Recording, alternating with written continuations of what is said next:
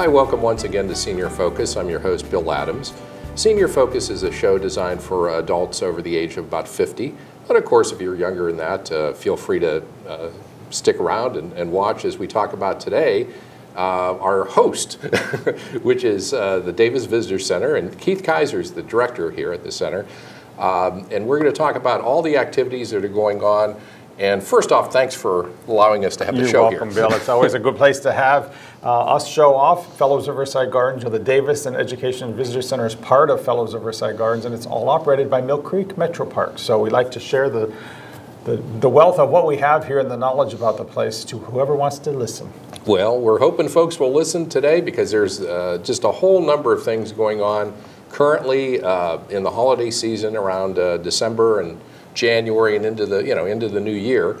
I guess a good place to start is just where we're at right now, which is, you could describe. We are in the middle of winter celebration setup and displays, and it is all happening at Fellows Riverside Gardens. And most people realize that Fellows Riverside Gardens is our public garden here in Mahoning Valley and downtown, near downtown Youngstown. And our winter celebration event, which is a special event that takes place each year, takes place throughout the month of December, and actually it opened this past weekend and runs through January 4th.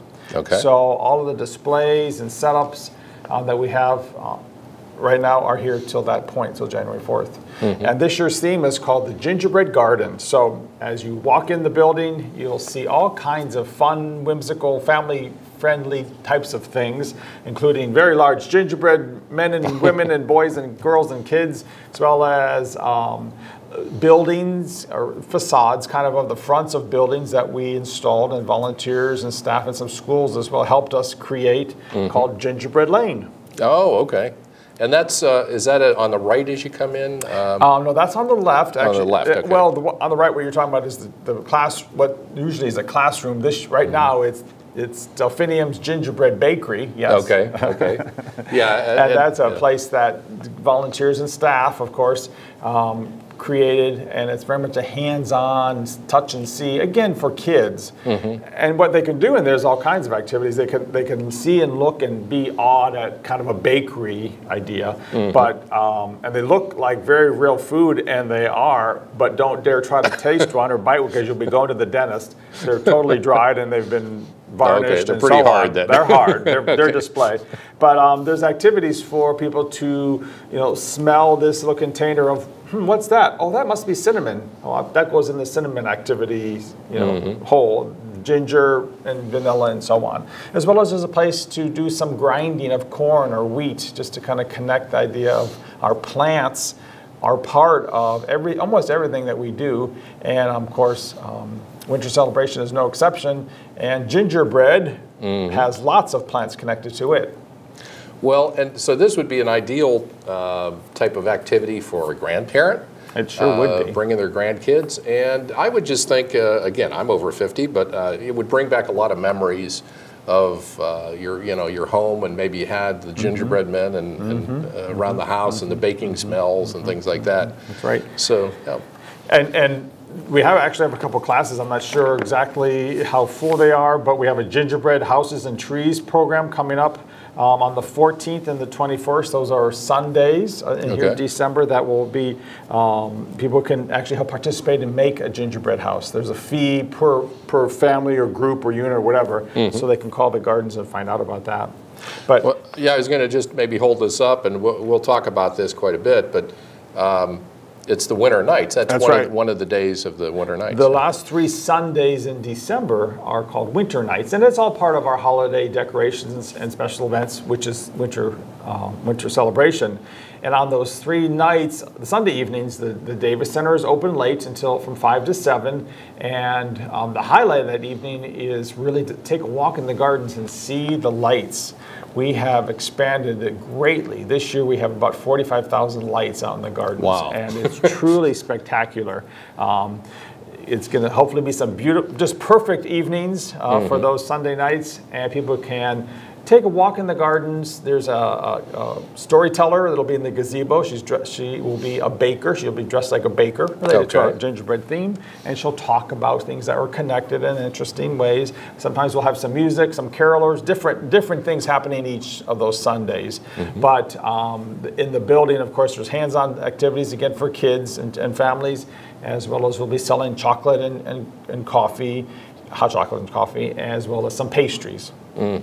So that's going to be the Sundays before Christmas, the 14th and 21st, and then the immediate Sunday after, the 28th. Exactly right. And again, that would be great. I would think, especially on the 28th, there are probably going to be a lot of people in town, you know, who grew up here and then they come home for the holidays. So hopefully they'll get a chance. That's usually the busiest one, the weekend between, or the Sunday between Christmas and New Year's. Right, right. And you know, on those evenings, and any time would be fine, but we're asking people specifically to help with donating a non-perishable food item to Second Harvest Food Bank, and that's something we're doing on those Sunday nights specifically. So nice way to give back. So you have the combination of the lights, which are going to be amazing. 45,000. That's pretty impressive. That's even more than my neighbor, who has probably 1,000. But beyond that, you can come into the Davis Center. That's right. And I mean, this is just tremendous with all of the trees around. Well, we're sitting in the radius room, which is one of the display areas of trees. On the lower level, we have about, I think it's 45 different nonprofit groups have decorated a tree. For instance, there's YMCA and Altrusa. Some of them are garden-related organizations, Mahoney Valley Audubon Society. 45 different organizations have, again this year, participated in creating a tree that really shows off both what they do as their mission, but also sometimes they connect back to our theme. So you'll find a lot with gingerbread kind of themes on them too. Okay, yeah. And I was talking with Lynn is involved with that. Lynn Zoccolo is one of our staff members that really coordinates winter celebration on the whole. It really takes a lot of activity. We're already starting to talk about next year's theme. Oh boy. So, you know, any great event or a year happens very quickly.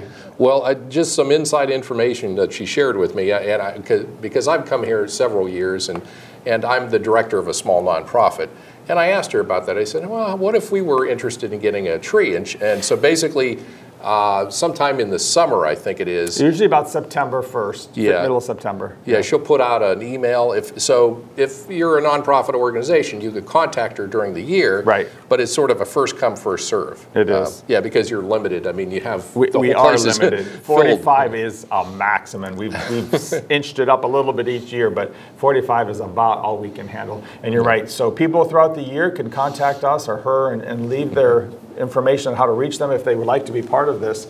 And then usually, like I said, between the first part of September, she gets an email out or a letter to the people who are on that list or a phone call. And honestly, you need to reply within 24 hours because they almost go that quick. Right. It's like there is a small fee. I'm sorry. There's a small fee of $20 this year to help pay for the cost of the tree, which I think is quite fair in most organizations. Oh, sure. Marketing's budget of some sort, they have $20 they can help pay for the tree. But it's really a nice thing for us to be able to provide a place for a lot of these nonprofits to have an outlet to talk to the community. Well, and it gets people talking too. Again, I come with my wife and we go through, and I've heard of most all the groups, but then every year there's one or two I think, oh, you know, I'm not real familiar with them, but sometimes they'll have information about them, you know, their group there. And this is a good place for you to get speakers to come in and be guests with your show. That's true. Yeah, I think I have had some ideas through the trees.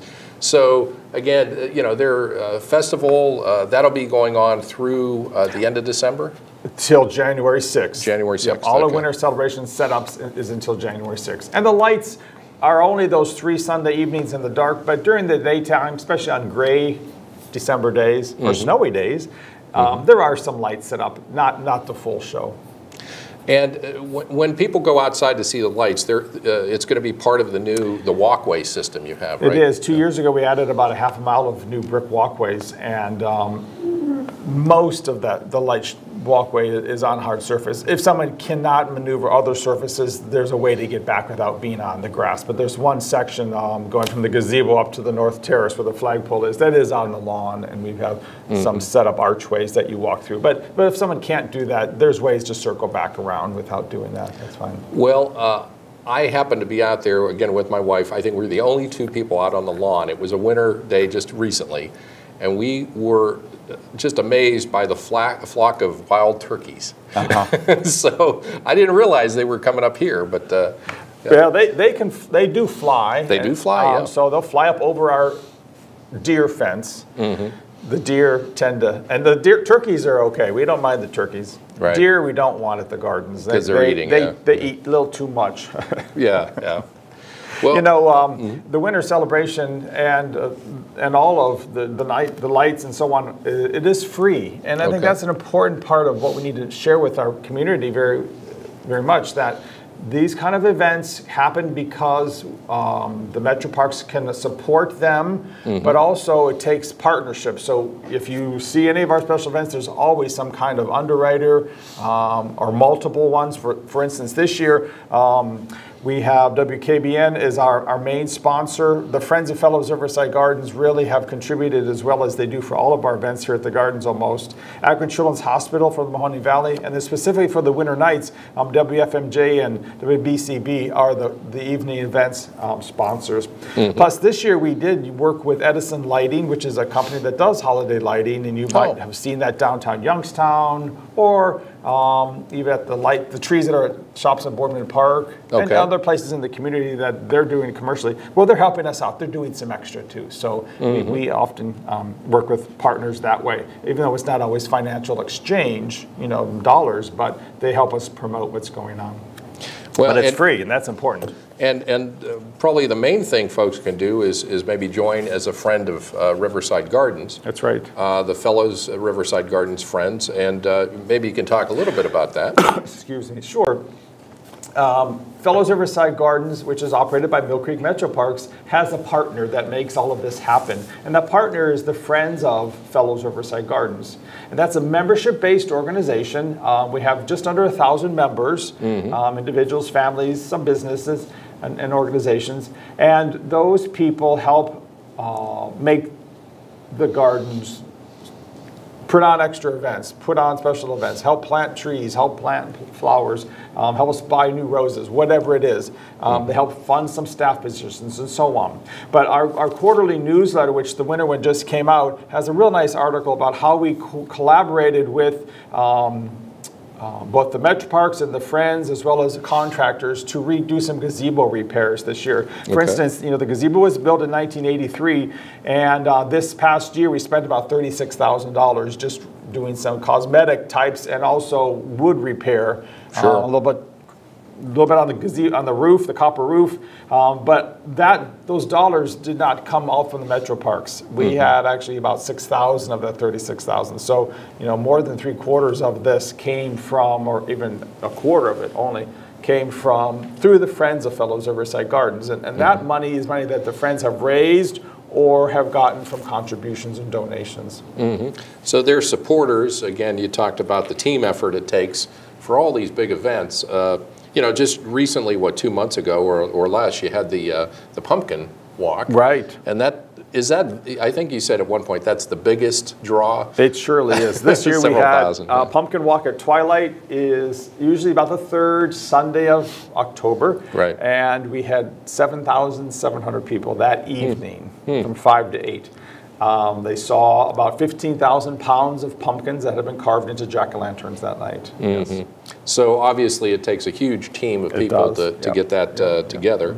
Well, so in addition to the special events, winter celebration and the winter nights, you have regular ongoing activities. We sure do. Yeah. Seeing that in the newsletter for the gardens, but throughout the whole MetroParks, picking up one of these programs and events brochures is for all of the activities that are happening in the MetroParks. So every class or health and wellness type of program or hike or kayak trip or lecture are all listed in this piece. And that's for any of the facilities throughout the MetroParks. You know, we operate 4,500 acres in Mahoning County, and that's at 8 different parks. Mill Creek Park is the oldest and largest park, but we operate many other facilities as well. So if it's a class or something happening here at Fellows Riverside Gardens or at the Ford Nature Center, if it's an activity at one of the golfing facilities, or if it's at the MetroParks Farm, or if it's a hike at Vickers Nature Preserve, or wherever it is, it's listed in here. And of course, people can also receive this online by having it emailed to them. They just need to register and sign up. Or it's always printed in the paper each week, and some of the local papers also pick up some of the individual classes and so on. So lots happening, and we want to make sure everybody knows that they can participate in these things. Sometimes there's a charge, there's a fee, obviously there's the materials involved, but sometimes there's free activities as well. Well, I'm looking specifically at some of the activities that are here at the gardens or the Davis Center, and a lot of those are related to healthy living. Activities, yoga and exercise, Tai Chi, which again, you know, I've worked with the Austintown Senior Center, and you know, Tai Chi is a slow movement that's ancient, and it really helps in balance, and it's great for seniors. I would think yoga, the same thing with stretching.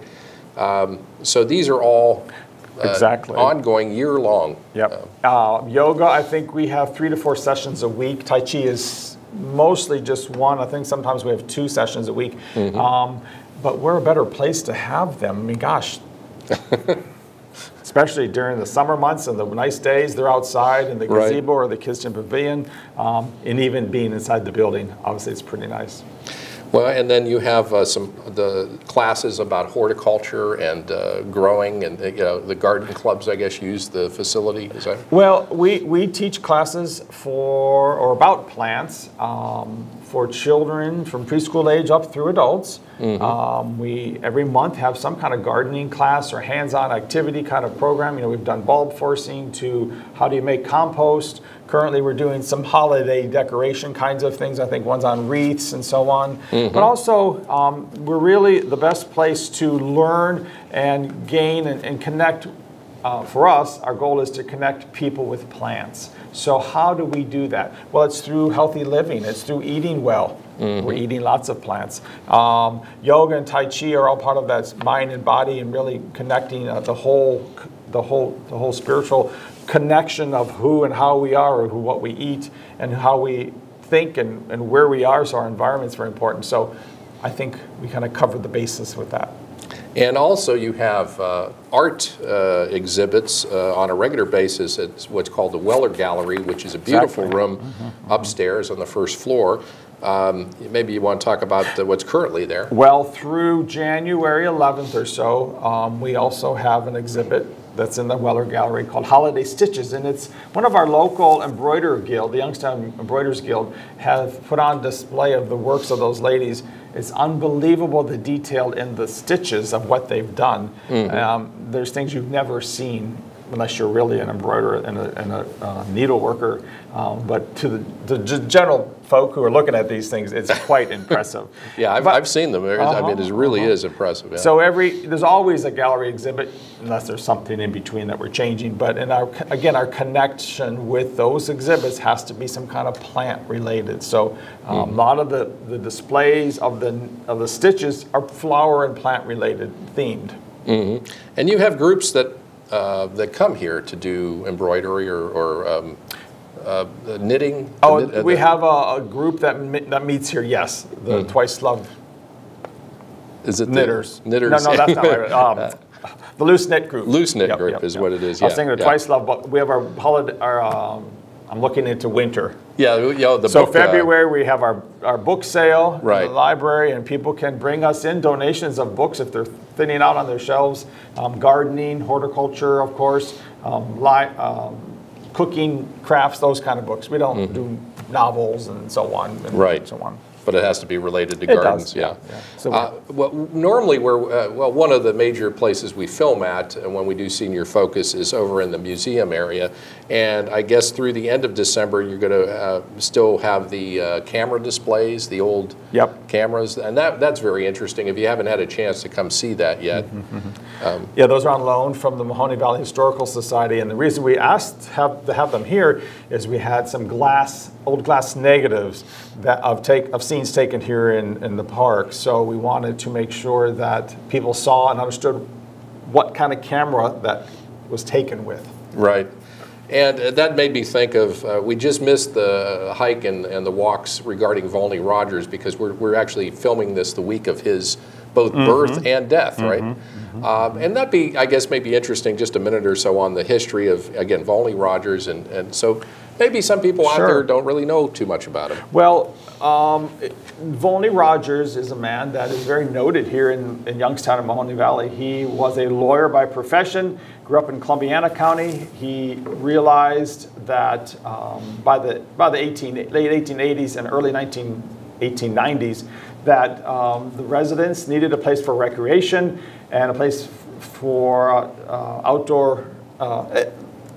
basically outdoor education, learning, and also having that time off for outdoor activities. And in a major city that was growing, having a park was not uncommon. We didn't have parks. So he wrote the legislation to create park districts in the state of Ohio. So his most important thing he did was write that legislation that I say the second most important thing is he started this park district. Right. So that was 1891 that Volney Rogers did that work, and we really can thank him because we started with 400 acres. And like I said, we're up to 4,500 acres today. Well, and you think about when he started that, again, you know, with the mills booming and the smoke, and if you're a resident long enough, you remember what that was like, and to have really an oasis, you know, a clean place to go to. That's right. You know, preserving to breathe, the land also was very much important of what he realized needed to happen. Right. So and so 100 years later, you know, here we are, and again, we just honored his birthday and his legacy here.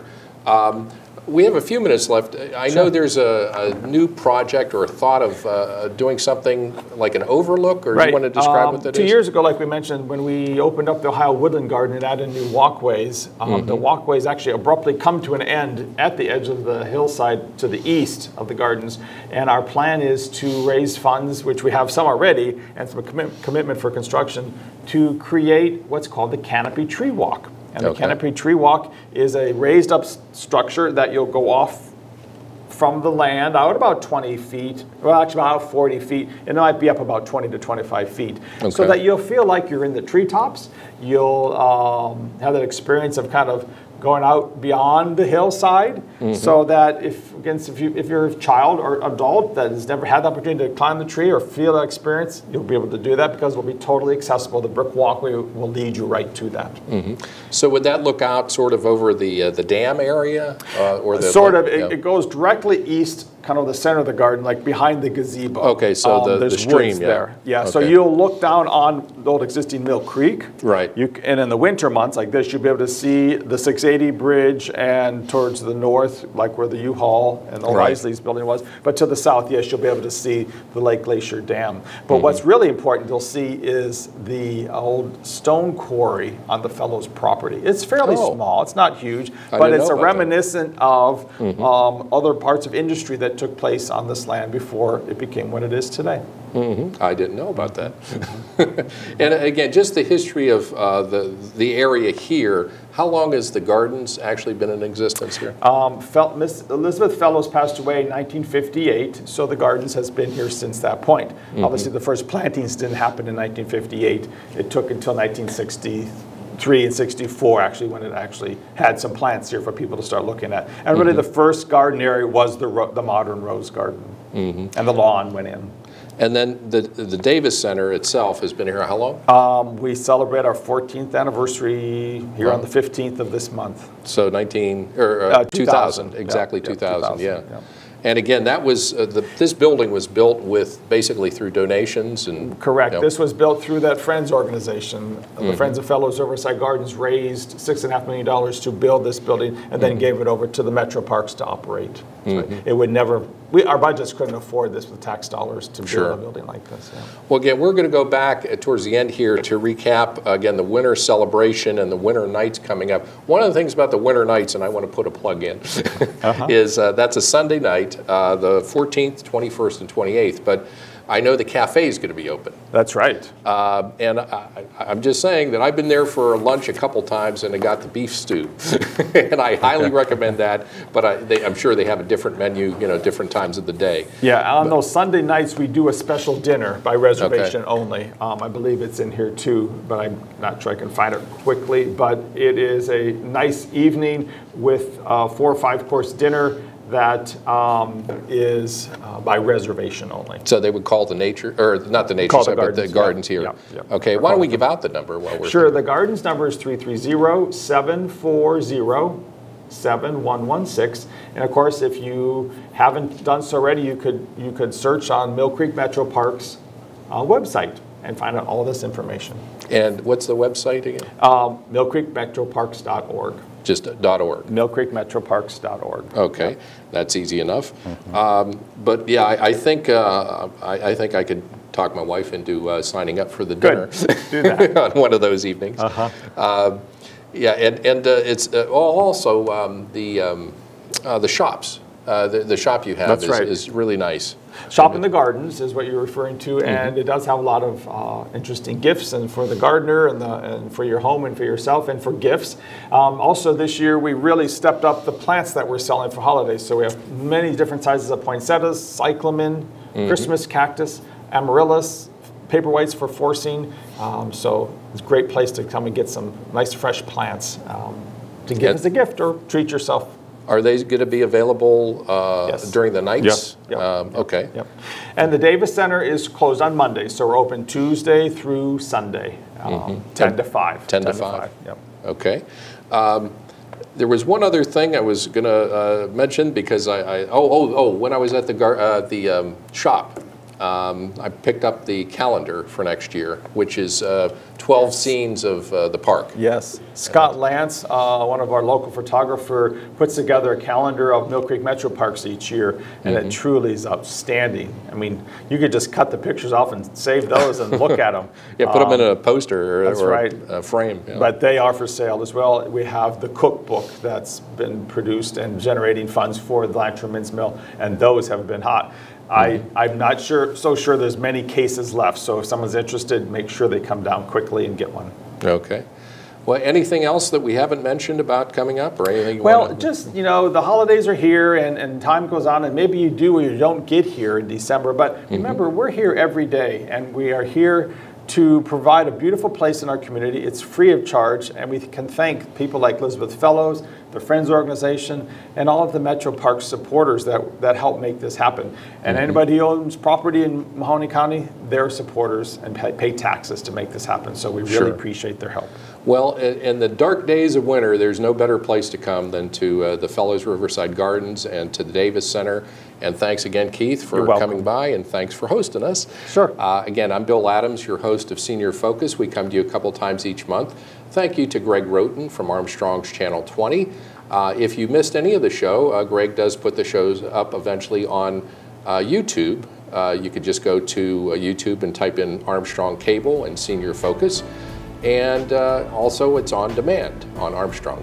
Until next time, thanks for watching.